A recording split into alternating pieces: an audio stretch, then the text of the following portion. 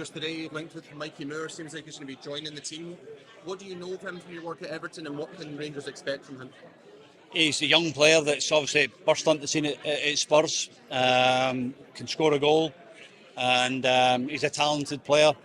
But again, you know, he's coming from a big club, so again, the experience for him, it's a big loan move for his first, opportunity to come and play, and he's a talented player that I think Tottenham really like, and he's obviously been in through the England setup. So, no, I think again, a business model that Rangers are looking to, maybe some young players as well, to give them an opportunity. But he's a talented kid that will give them an opportunity to help the group and help the team going forward. And between him and a lot of the players that Rangers have signed in this window, and the money that reported they're going to spend, is that kind of an indictment of how well the owners have done in the short time they've been in? No, I think you have to come. We all have a presumed money that Rangers were always going to come in and spend X amount of money. It was never going to happen. The 49ers are coming in as a huge investment. But what I would say is they built good foundations in terms of new sporting director, head of recruitment, because ultimately that's what you are judged on. Your recruitment is as important as anything. I think they brought a manager in who has a style of play and that they understand the way they want to play. But no, Rangers will have to be clever in the market, and signing players like that, and Rothwell, getting Max Asgard is somebody that I've seen live and played against, well, coached against. So yeah, they're talented players, but it's a big step up playing for Rangers.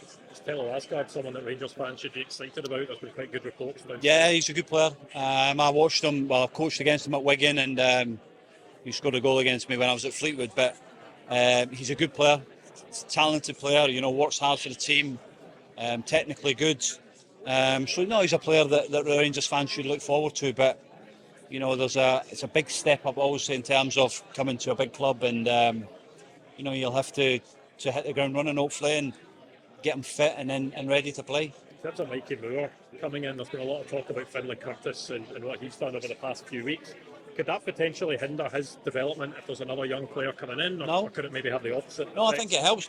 Ultimately, for Finlay Curtis, he's a talented young player, and there's always one or two that normally step up to the mark in pre-season. He's actually done that, scored a couple of goals recently, but there'll be a period in the season where he has a tough time, and his form will dip, just naturally with young players. So again, it's bringing in players that you think can affect the group. So he might play a couple of games and he might come out for a couple, and it's how Russell and the staff manage him through the season, the expectation of the supporters, because he scored a goal against Panathinaikos.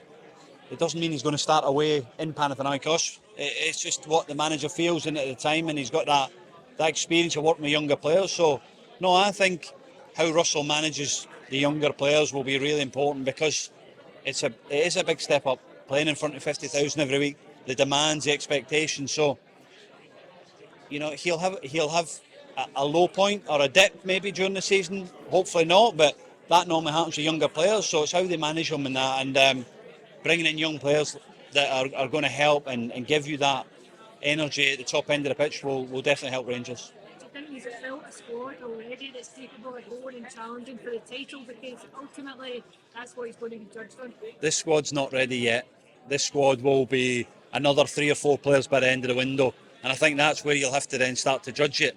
Unfortunately, the games come quick, and in terms of the pre-season and the European games, I still think Rangers will make 3 or 4 signings. So like Russell said before, this squad will be totally different from now than it will be at the end of the window.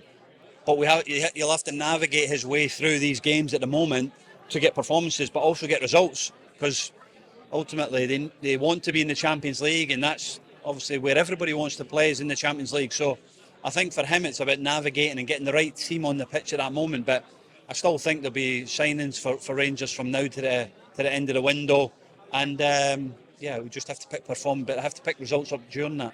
Obviously, financially, getting past Panathinaikos is another step to facilitating that. You want to go and think, aids in the process. Yeah, and that helps, but I think that also gains it for Hibs, Dundee United, Celtic. Obviously, when they come into Europe, Aberdeen, is getting into Europe. Financial gain for them is massive. So if Dundee United and Hibs can get through that, it gives them probably a little bit more money on the budget, and to strengthen and look at different types of players. The Rangers are no different.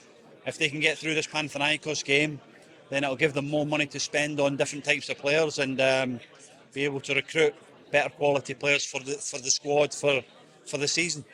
Rangers fans are right to be encouraged and right to be optimistic at the start of a campaign. Oh, absolutely. I think there's a plan, there's a place, there's a strategy within inside the football club at the moment that's aligned, and that's important. Obviously, when new investors come in, but there was a lot of building work that needed done in terms of technical director bringing Kevin Thirlwell in, who I know from Everton.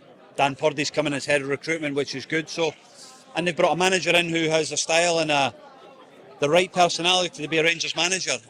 So yeah, I'm looking forward to seeing what they can do. It was a good start against Panathinaikos, but again, it's a different game going to Greece to get a result. So we'll see how they come out that second leg, and if they can come through that, then they'll give themselves another chance in the next round. How hard is it to talk about navigating these early games with squad quite early, but also it's still in a new style of play as well? How hard is that as a manager to do that when you're at Rangers? You obviously judge some results as well. Yeah, it is hard. Of course, it's hard, and again, but it's about your principles of play and what you want, and you drum that sort of core into the group. But if you look at Max Asgard, will understand Russell.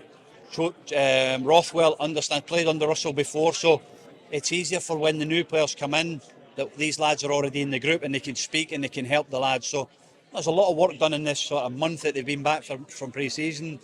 They've had a big result against Panathinaikos at home, and again, it's every day on the training pitch, and meetings are important as well, not just on the pitch, but it's off the pitch in the meeting room.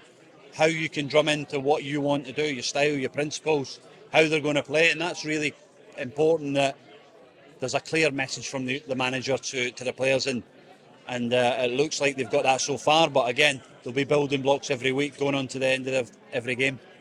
Kevin, what you know of Kevin, what will he bring to Rangers? He'll give a good idea of recruitment in terms of what he's done. He's done some good business within a tough period at Everton through, the financial problems that they had. He's got good experience in English football. He's got good contacts abroad and from where he's worked as well. So again, it's not just the sporting director. There's a lot of different departments working together, trying to get the main goals, which is getting the right players for Rangers for now, but also for the future. Just one final question on Panathinaikos. It's a different challenge out there in Greece. The atmosphere and the conditions, how hard is it to play in an environment like that? I don't think the atmosphere is a problem, because the atmosphere at Ibrox it's an incredible atmosphere. The conditions will be different. It'll be hot and it'll be humid. So, again, Rangers will look to try and keep the ball if they can. But of course, Panathinaikos can cause you problems. There was moments in the first leg that you could see which were nervy times, but they come through that period and they need their goalkeeper, which is good. That he looks like he's back to good form and he's got a confidence. I know him, I played with him, so yeah, it's good to see him playing well again, and they're going to need him in the second leg. So again, if Rangers could start the game well, and let's say maybe nick a goal early would really settle everybody down. But again, they're all tough games away from home.